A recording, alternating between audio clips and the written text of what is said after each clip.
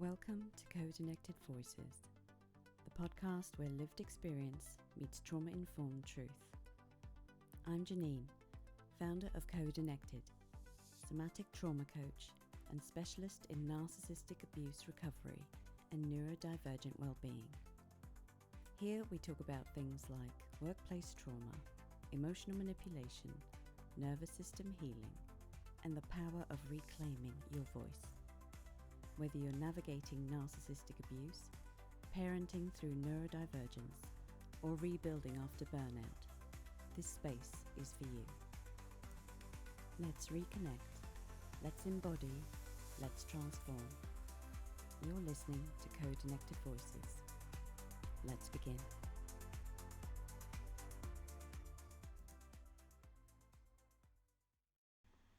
Hi, I'm Janine, and welcome back to Kodennected Voices, a space to reconnect, embody, and transform.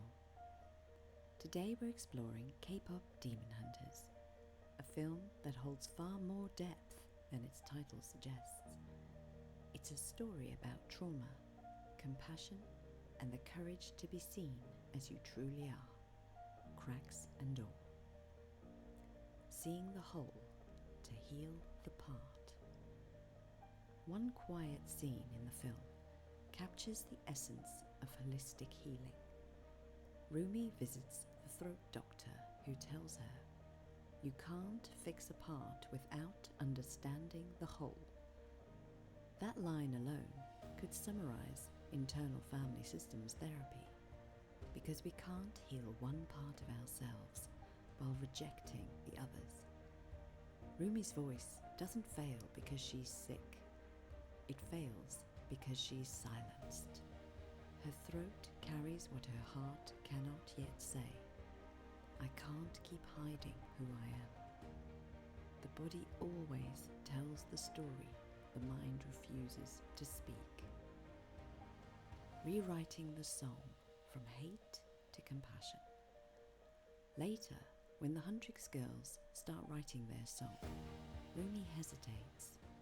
They want to release their anger through music, but her body resists. She can't write words that weaponize pain. So she changes the lyric.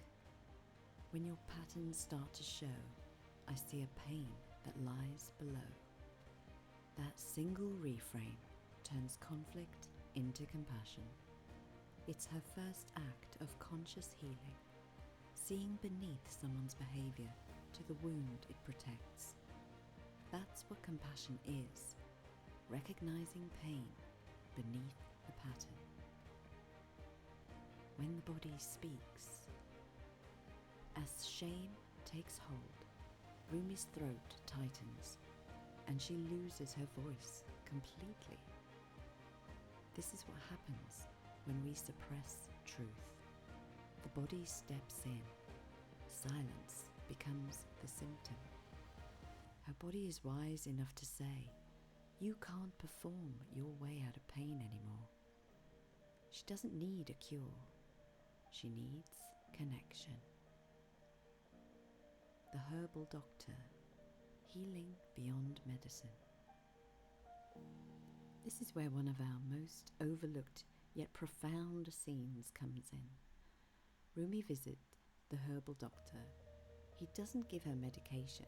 He offers her grape juice. The girls laugh at him, calling his methods outdated or quackery.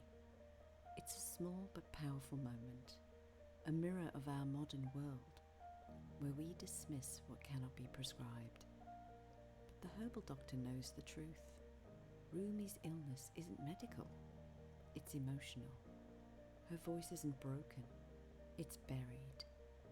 He represents the wisdom of somatic and emotional healing, the kind that can't be measured, only felt. In a world obsessed with quick fixes, pills, and diagnoses, he reminds us that healing is not something done to us, but something awakened within us. Rumi doesn't heal because she takes medicine. She heals because she sings, because she feels. When she sings free with Ginu, facing her trauma with honesty, her voice returns, not because her body was repaired, but because her heart was released. The herbal doctor understood something most of us have forgotten. Medicine can treat the body, but only compassion can free the soul. The fear of being seen. When Rumi's truth is revealed, that she's part demon, her friends recoil. Compassion disappears, replaced by fear. Each of them falls into their old trauma stories. Zoe's belonging wound opens again. Mira's belief she's untrustworthy, unworthy of love, resurfaces. This moment shows us what happens when unhealed people witness someone's authenticity. It triggers their own pain. Instead of empathy, they project. Instead of connection, they protect. And suddenly, everyone is alone again. Not because they're bad, but because they're scared. Jinu's collapse, the voice of Guimar. Meanwhile, Jinu is consumed by his inner voice, Guimar, a cruel echo of shame. He believes he deserves his suffering. He denies himself happiness. This is what shame does. It convinces us that our pain is punishment, not protection. But when Rumi shows compassion, not just for him, but for herself, something in him shifts. Her courage awakens his humanity. She doesn't save him. She inspires him to remember his own compassion. The songs of healing, Free and Broken Glass. The song Free marks the turning point. Rumi and Jinu face their trauma together. It's the musical embodiment of the line, "We can't fix anything if we don't face it." They don't fight their demons, they feel them. They sing through the pain until it transforms. And later, when Rumi and her friends perform their final song as Huntrix, they sing, "Now we're seeing all the beauty in the broken glass. Show me what's underneath." That lyric captures the essence of Kodennected, the beauty in our cracks, the courage to face what lies beneath, and the unity that comes when we stop pretending to be whole. Their song isn't about victory. It's about visibility, the act of being seen together as they are. Rumi's truth restores connection. Her authenticity heals the group, and that collective courage rekindles Jinu's compassion too. The guardian and generational silence. The girl's guardian tells them to hide their flaws, believing perfection keeps them safe. It's a voice passed down through generations, the trauma of silence disguised as love. But when Rumi finally asks, "Why couldn't you accept me as I was?" she breaks that chain. She chooses authenticity over approval, and in that moment her voice, both literal and metaphorical, returns in full. The collective healing message. K-pop Demon Hunters is not a film about good and evil. It's a parable about healing, about meeting our inner demons with curiosity instead of fear. The throat doctor, the herbal doctor, the guardian, they each symbolize different aspects of our modern and ancestral healing journey. We can medicate symptoms, but until we bring compassion to our bodies, our healing will never be complete. This is what your Compassion Pledge stands for, a movement from the inside out. When we meet ourselves with understanding, that energy ripples outwards, healing families, communities, and the collective nervous system. Rumi's journey reminds us that courage is not the absence of fear, it's compassion in motion. So take a breath, place a hand on your throat, feel the pulse of your truth.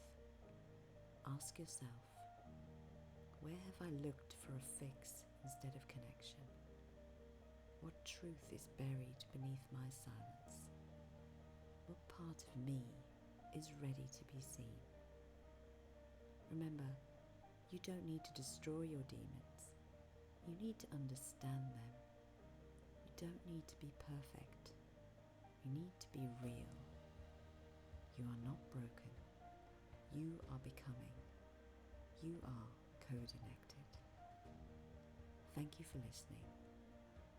You can download the Demon Hunters Within Reflection and Integration Guide at www.kodennected.co.uk. Until next time, show yourself compassion and show the world compassion.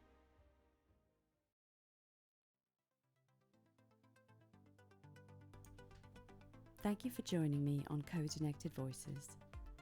If something in today's episode spoke to you, trust that it mattered. Your story matters. If you'd like trauma-informed support as you heal, grow and reclaim your nervous system, you can connect with me via Instagram at Kodennected. And if you found this episode helpful, please share it, subscribe and leave a review. It helps this podcast reach those who are still learning how to feel safe again. Until next time, reconnect, embody, transform. This is Kodennected Voices.